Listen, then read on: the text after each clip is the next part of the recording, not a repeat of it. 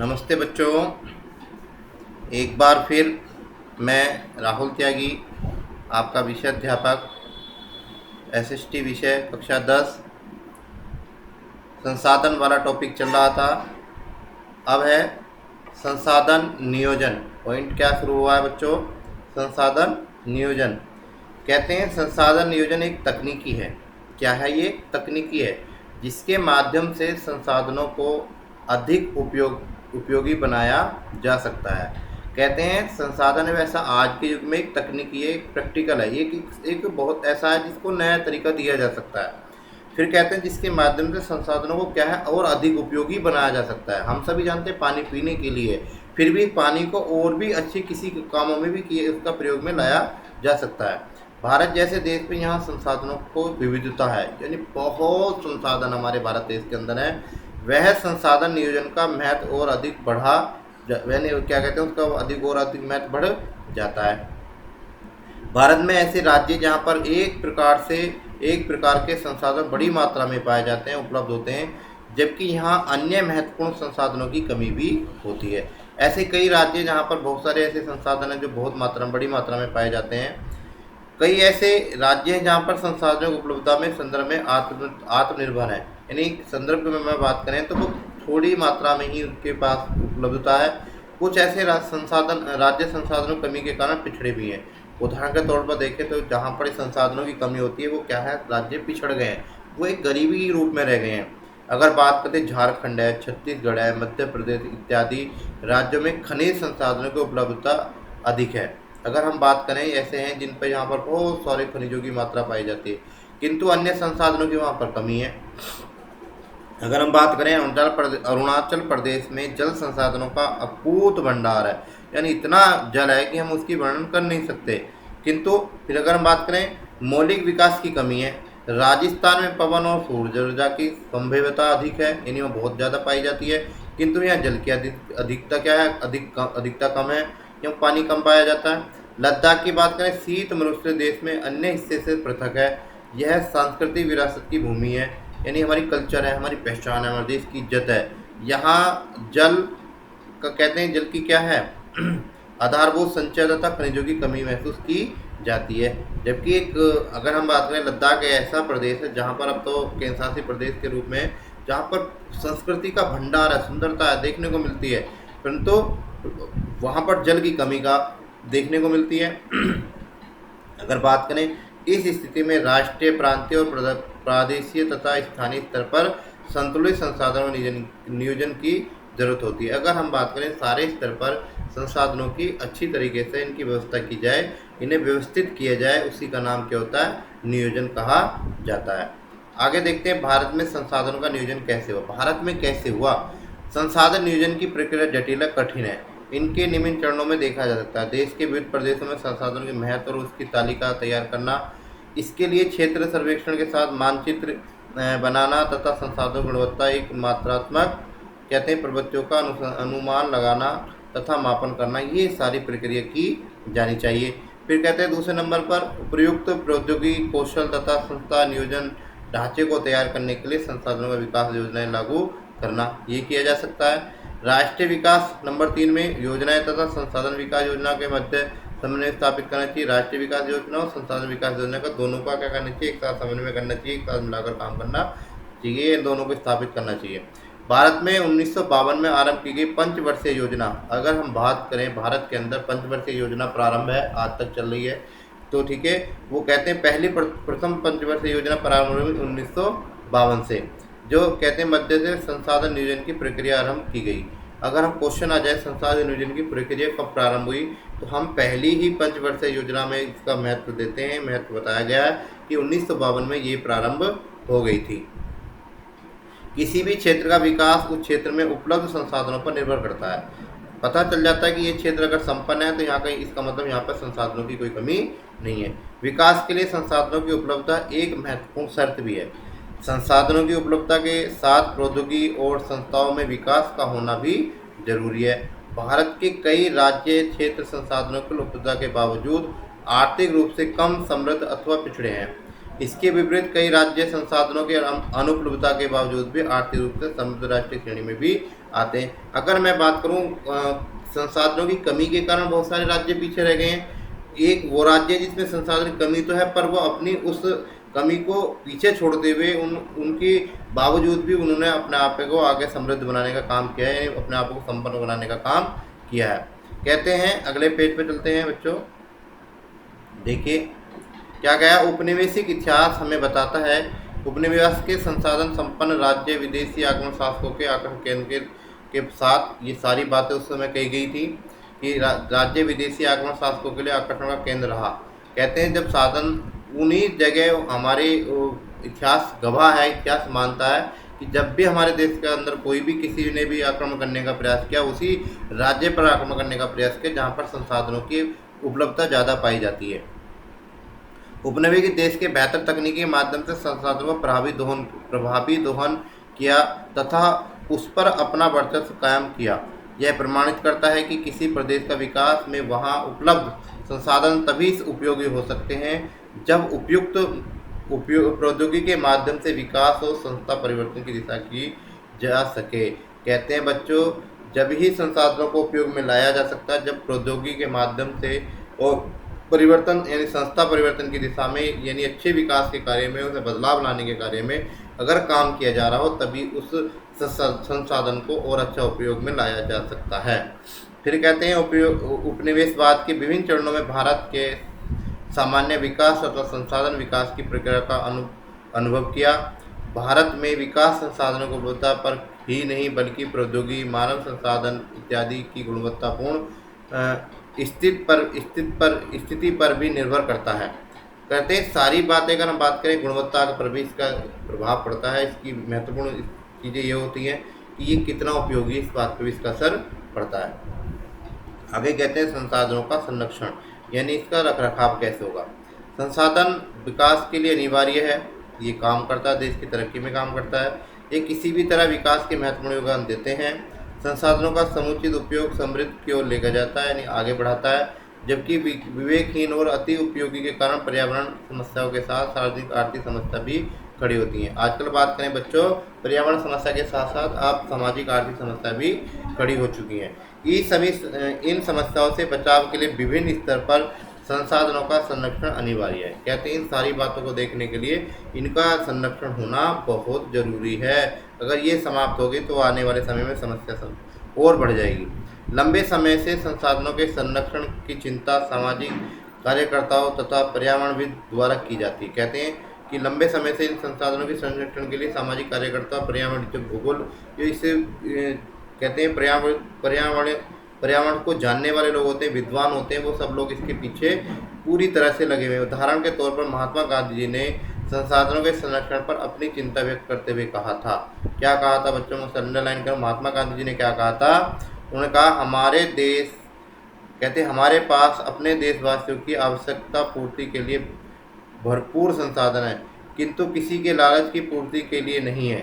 अर्थात हमारे पास कहते हैं क्या है, पेट भरने के लिए बहुत कुछ है पर पेटी भरने के लिए नहीं। पेट भरने के लिए तो बहुत कुछ है पर पेटी का मतलब होता है पैसा इकट्ठा करने के लिए हमारे पास कुछ नहीं है।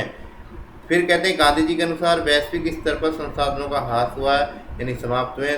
बढ़ती कमी के लालच तथा स्वार्थी व्यक्ति ने यानी केवल अपना मतलब रखने वाले व्यक्तियों ने आधुनिक तकनीक को उत्तरदायी माना है। वे अत्यधिक उत्पादन के विरुद्ध थे। इसके स्थान पर अधिक बड़े बड़े जन समुदाय द्वारा उत्पादन के पक्षधर भी माने जाते हैं।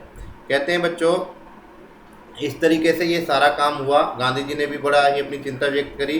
वैश्विक स्तर पर भी संसाधनों के ह्रास को देखते हुए उन्होंने व्यक्ति की लालचता, उसकी सारी चीज़ों को देखते हुए उन्होंने कहा कि ये सारे कारण ही व्यक्ति की खुद की लालच ही एक ऐसा साथ हुआ है जिसके माध्यम से संसाधनों का आजकल दोहन ज़्यादा हो रहा है। संसाधन अगर बात करें संरक्षण अंतर्राष्ट्रीय स्तर पर सुव्यवस्थित विचार 1968 में क्लब ऑफ रोम द्वारा की गई। 1974 में EF सुमेसर की पुस्तक स्मॉल इज ब्यूटीफुल प्रकाशित हुई। वो कहते हैं इस पुस्तक के गांधी जी के उस विचार को समर्थन मिलता है जिन्होंने अभी पीछे मैंने आपको कहा है। वो बड़े बदलाव और समुदाय द्वारा उत्पन्न पर बल दिया है। 1987 में वुडलैंड आयोग ने रिपोर्ट प्रस्तुत की, अपनी एक रिपोर्ट दी। उसने क्या कहा, जिसमें वैश्विक स्तर पर संसाधनों के संरक्षण को अनिवार्य बताया गया है। इस रिपोर्ट में सतत कोशिकीय विकास की संकल्पना दी गई है। अगर हम बात करें तो 1987 में एक रिपोर्ट प्रस्तुत की गई आयोग को, उसमें संरक्षण का अनिवार्य यानी कहा गया है कि संसाधनों का संरक्षण होना बहुत ही आवश्यकता है। रिपोर्ट के आधार पर दी गई पृथ्वी शिखर सम्मेलन 1952 के तहत भी अहम मुद्दे पर चर्चा की गई। इन्होंने सारी बातें इस 1952 के शिखर सम्मेलन हुआ, रियो पृथ्वी शिखर सम्मेलन का नाम है उसका, वहाँ पर ये बात रखी गई।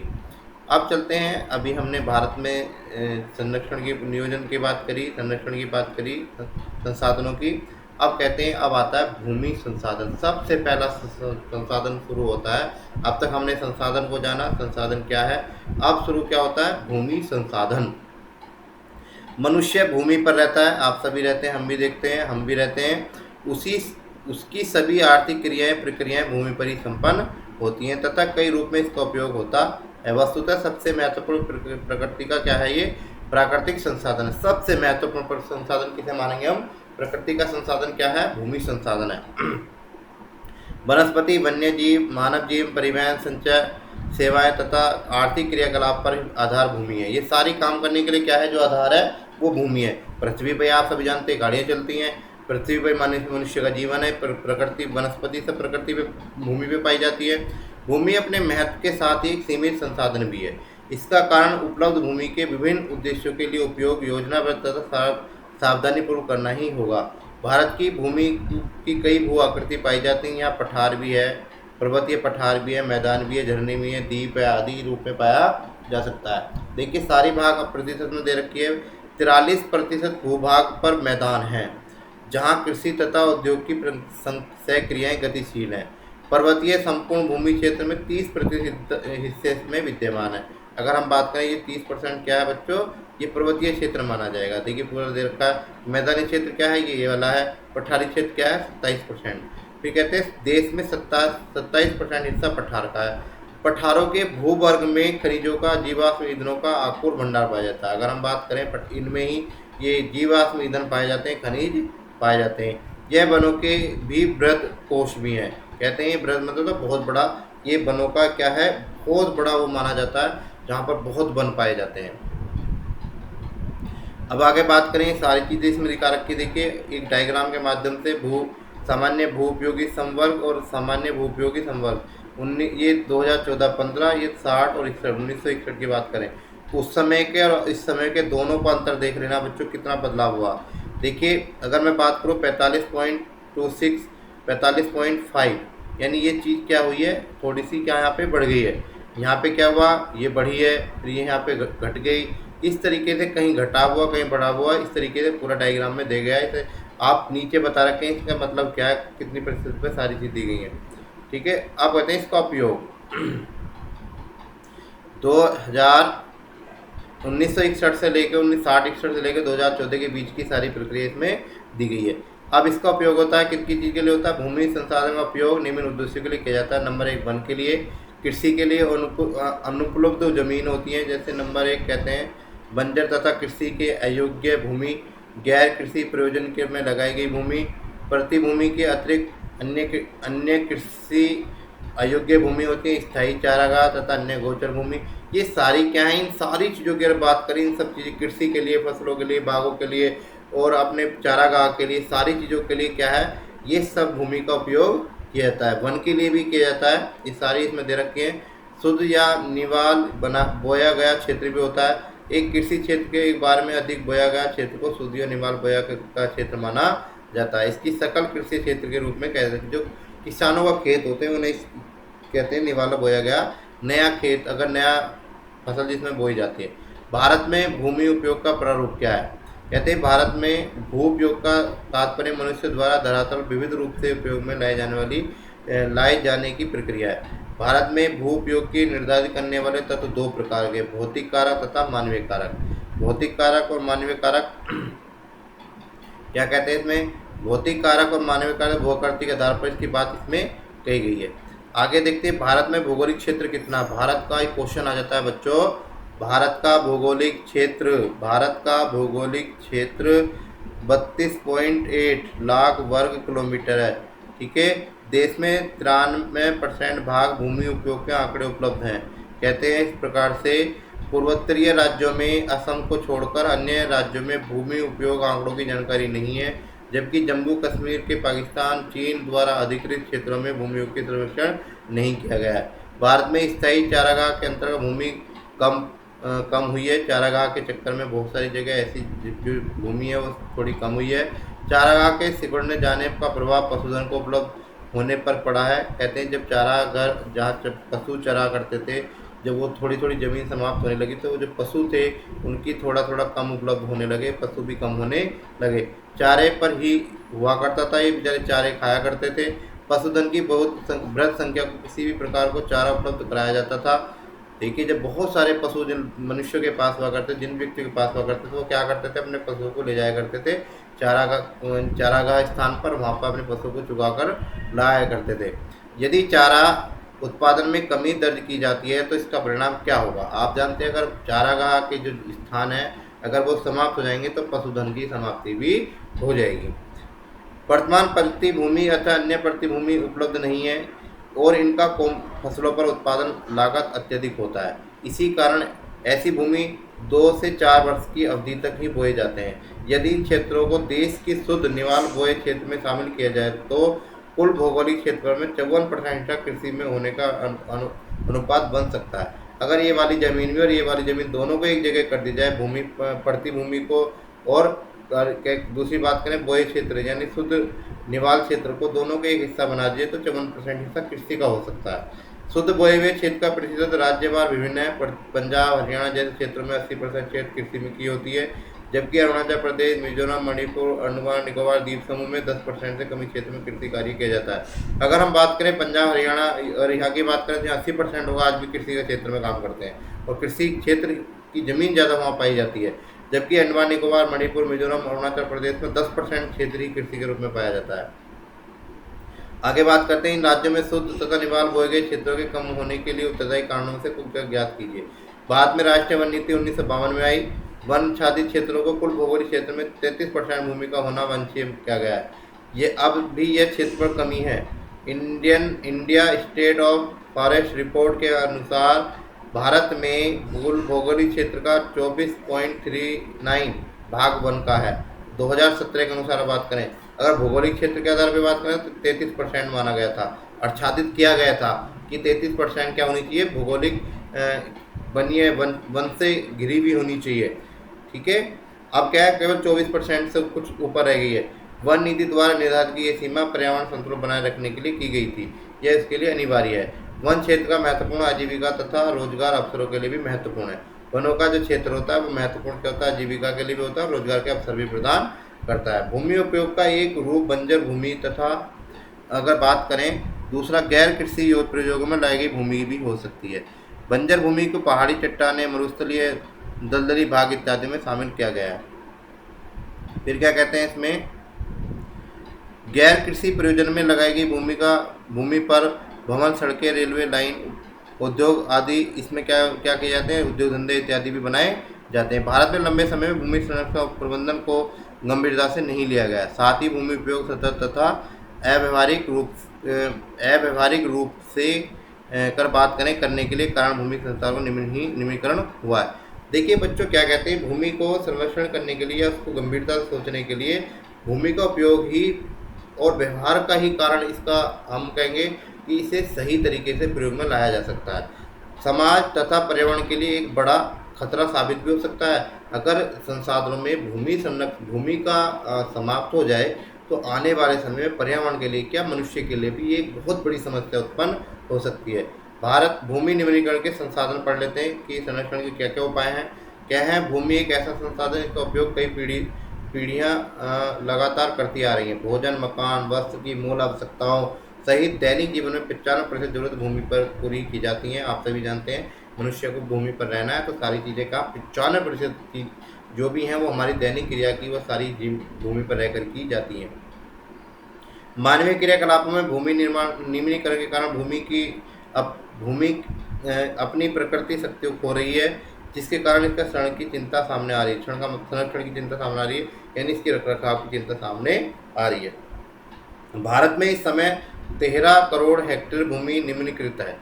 फिर कहते हैं जिसमें से 50% जल द्वारा अपरदित है, जबकि 28% भूमि वन द्वारा निम्नलिखित है।